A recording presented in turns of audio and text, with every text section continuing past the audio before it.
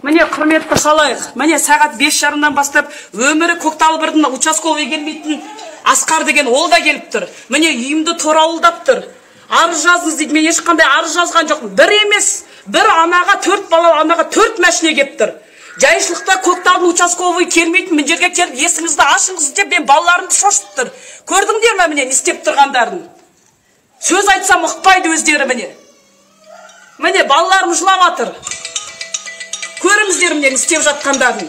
Елбасына сөз айттым деп, аналардың құқығын қорғаймын деп, мыналардың істеп отқандары бір қылмыс жасағандай келіп тұр, үйімді торауылдап.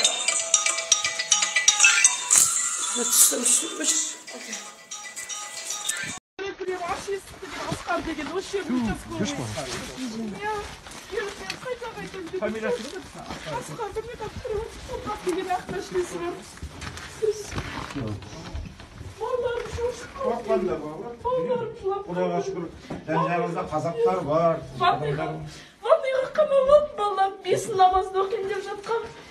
Қайда көріп қалдым. Туыстар жоқ па? Балаларды бір жерге туысқа жібере салды? Жоқ, соны бір кезде есік жауабын көрдім.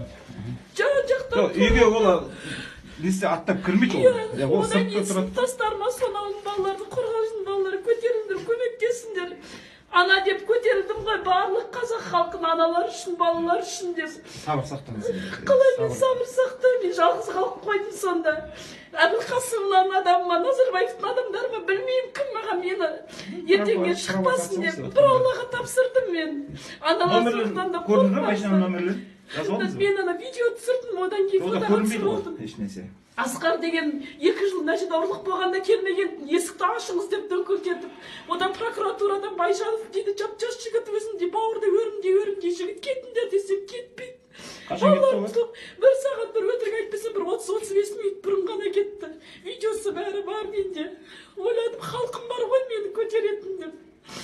Менің көз жасыма қалған оңбайды. Мен сол 5 баланың жаназасын көргеннен кейін жүрегім қозғалып шыққан едім ғой менің. Ешкімге қарсы шығайын деген ойым жоқ, бірақ та өз сөзінен таймаймын мен. Бір 30-35 минут бұрын ғана кетті. Видеосы бәрі бар менде. Ойладым, халқым бар ғой мені көтеретін деп. Менің көз жасыма қалған оңбайды. Мен сол 5 баланың жаназасын көргеннен кейін жүрегім қозғалып шыққан едім ғой менің. Ешкімге қарсы шығайын деген ойым жоқ, бірақ та өз сөзінен таймаймын мен. Сіз шығуы дұрыс. Сіз шықпасаң, ешкім шықпас еді. Елімді қорғайын деп қазақ жігіттері қайды. 5 тапты бірінен соң бірі алып шыққаннан кейін жаным қозғалып аналар үшін. Сіздің ашы зарыңыздан кейін бүкіл аналар оянды ғой енді. Енді кеп мен аттап баты мен қорқытып, үркітіп. Балалар үйде ма барлығы?